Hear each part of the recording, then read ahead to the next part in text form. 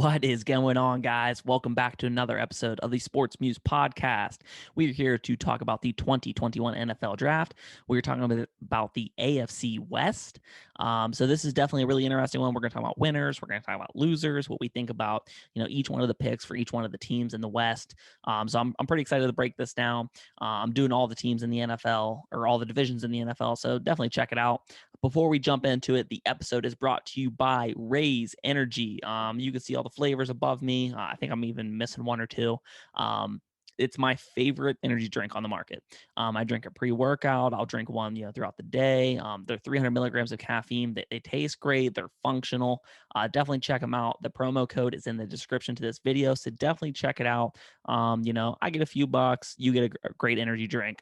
It's a win-win for all of us. So let's jump into it. The winner of the AFC West that I give it to the Los Angeles Chargers. So when I look at the Los Angeles Chargers, first thing that jumps off is they got themselves a bookend blindside tackle for their franchise quarterback, Rashawn Slater, who some people even had as their number one tackle in this year's draft. I think he's an absolute bully. I think he can do great things. I think he's a guy you can pencil him in for the next 10 years. Okay, when I look at their second round pick, I think they get a great corner who, maybe doesn't have the interception, value, or he didn't, necessarily produce in that way at Florida State, and that is Asante Samuel Jr. His dad was an absolute playmaker. He's just like his dad. He'll take gambles. I think he's a guy that's going to get better and better. I think he's a guy who's going to age well because he plays so smart. I'm definitely a huge fan, and I think there's quite a few corners that went in front of him that I think he's better than.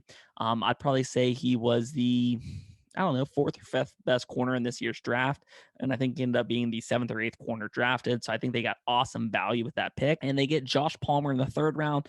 They get Herbert, a great playmaker, big guy. He's probably going to replace kind of like a Mike Evans role. So I definitely think they did well there. They get themselves a tight end, Tre McKitty from Georgia, who's a potential Hunter Henry replacement. So overall, I really like the Los Angeles Chargers. I did a good job not calling them the San Diego Chargers. I think they did a really good job in this year's draft. But that's going to bring me to the loser. And I think this is a clear-cut one, man. And it has to be the Las Vegas Raiders. So when I look at them, I feel like Mayock's big board is always a little bit different than everybody else's. And I would have faith in it because I like Mayock. I like Gruden. I'd have faith in it if it paid off in the past, but it hasn't. So, when they go first round, 17th overall pick, and they get Alex Leatherwood, offensive tackle from Alabama, it's kind of a head scratcher because, he's probably a second, maybe even an early third round guy. And they draft him mid first round. Okay. None of this stuff has paid off in the past. So it makes you really scratch your head. Now, could this one be the one that they hit? Maybe. I hope so. But this is definitely a real head scratcher. They 100% could have traded back and still got the same guy. Even if they wanted him at the end of the first or early second, they could have traded back and got him. But they drafted them where they were. Real head scratcher as far as that goes. I do really like their second round pick, Trevon Moehrig, safety from TCU, best safety in the draft class. Great playmaker, can make a play on the ball, can stick you. I'm definitely a really big fan of him. They go with the defensive end from Buffalo, Malcolm Koonce. I'm going to be honest with you, I wasn't too familiar with him going into the draft process. After they drafted him, I watched a little bit of film, read a little bit about him. Seems like a really solid player. They also, in the third round, addressed kind of like a hybrid safety backer, maybe kind of like almost how Mark Barron was for a little bit in the league from Virginia Tech.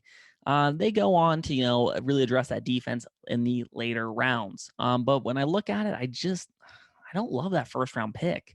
I think they have quite a few holes they could have filled. And I think with trading back, they really could have done that. That offensive line's pretty decimated. They got rid of basically their entire offensive line.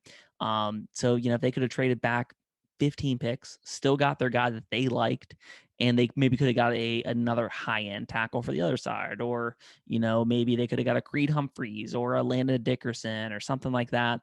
So it was definitely kind of a head-scratching move. That brings me to the next team, and it's a team that didn't have a first-round pick, and is the Kansas City Chiefs. So basically, their first-round pick was Orlando Brown, who is an awesome first-round pick. So they traded that to the Baltimore last week, but they did have two second-round picks. They go ahead and get a dynamic linebacker with Nick Bolton, linebacker from Missouri. I actually thought he was going to be taken a little bit higher in the draft. I thought he could have maybe even been a guy who was there taken in the late first round, really early second. But he ends up falling back to the late second round. Great pick. I think he's dynamic. I think he's what the Chiefs need on that second level. They go in and get Creed Humphreys, who I think he's the probably third best interior lineman in this year's draft, but behind Elijah Vera Tucker and Landon Dickerson. Again, he's another one of those guys. I'm surprised Pittsburgh didn't take him with the second round, with them having a need at center. Creed Humphreys, great pick, shores up that offensive line. We saw them get just wrecked in the Super Bowl because that offensive line. They get a little bit of pass rushing help, which they need. They address that in the fourth round from Florida State. The fifth round, they go Noah Gray, tight end from Duke, who I thought was a little bit of an interesting pick just because that's not an immediate need. They go tight end in the fifth round, and also in the fifth round, they get Cornell Powell, wide receiver from Clemson. Obviously they're not short on playmakers. I thought they would maybe double down on offensive line or defense. But they must like what they have as far as that goes, or a few guys who maybe were second or third on the depth chart who they think are, rapidly improving. The last team I'm going to talk about who I like their draft is the Denver Broncos. So with the 9th overall pick, they get who some people had as the best corner. I think he's slightly overrated. Patrick Surtain II, great player. I think he's a little stiff, but I think he's definitely has the highest floor. Worst case scenario is Patrick Surtain II is going to be a very solid corner in the NFL. I just don't know if he's going to be, a lockdown corner in the NFL. When we look at their second round pick, okay, 35th overall, they get Javonte Williams, who I really thought might have even been a late first round pick. Love the pick. He's going to go hand in hand with Melvin Gordon. They really have a 1-2 punch, and it really takes that pressure off of Drew Lock. I love Javonte Williams. Definitely one of my favorite players in this year's draft. So I think that's a fantastic pick that Denver had there. In the third round, they shore up the offensive line, which definitely helps. Their other third round pick is Baron Browning, linebacker from Ohio State. I think this was incredible value. This is one of the best value picks, I think, in the NFL draft. He's a guy who I think you could have saw go a full round and a half higher than what he did. I think he's a guy who obviously is a little raw because he's an undersized linebacker, but I think he has a nose for the football, man. I think he's the perfect sub-package linebacker, but I think he can play on first and second down as well. I think he's a guy who can, really read the blocks, almost beat the blockers to the hole. I think he's going to be a guy who the Denver Broncos are going to be very, very happy with. They draft. I think he's going to be a fan favorite in Denver. That was probably my favorite pick that they picked in this year's draft. Overall, I think the division had a good draft. Like I said, a little bit kind of concerned, head scratching moves by the Las Vegas Raiders. But overall, I think the draft worked out well for the AFC West. The biggest question is, do the Chiefs stay on top? Do the Chargers take that next step? Does Justin Herbert have a sophomore slump? Does Drew Lock finally kind of live up to what he potentially could be? Does Gruden finally, really start coaching well like, he did 20 years ago?